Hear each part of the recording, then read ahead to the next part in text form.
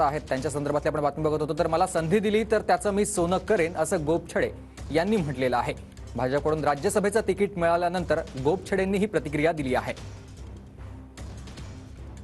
तुम्हाला एक मोठी जबाबदारी मला न्याय दिलेला आहे, त्या न्यायाचं मी पूर्णपणे सोनं करून दाखवेन। गेल्या अनेक वर्षापासून पक्षासाठी तुम्ही काम करताय। एक संघटनात्मक बांधणी असेल किंवा आरोग्य विभागात सुद्धा तुम्ही खूप मोठं काम केलेलं आहे, त्याचं हे गिफ्ट म्हणावं? नाही, असं नसतं। पक्ष माझ्यापेक्षा खूप लोकांनी आरोग्य क्षेत्रात, वैद्यकीय क्षेत्रात काम केलेलं आहे। मी अतिशय सामान्य माणूस आहे आणि सामान्य कार्यकर्ता आहे, तळागाळातून आलेला आहे। जीवनामध्ये सगळ्यांना यश अपयश येत असतं आणि सगळ्या कार्यकर्त्यांची भावना आहे, त्यामुळे पक्षाचा सन्मान करणं आणि माझ्या ज्येष्ठांचा सन्मान करणं हे माझं काम आहे। तर गोपछडे कोण आहेत आपण ग्राफिक्सच्या माध्यमातून बघूयात। अजित गोपछडेंवर महाराष्ट्र भाजपच्या डॉक्टर सेलच्या उपाध्यक्षपदाची जबाबदारी देण्यात आलेली आहे।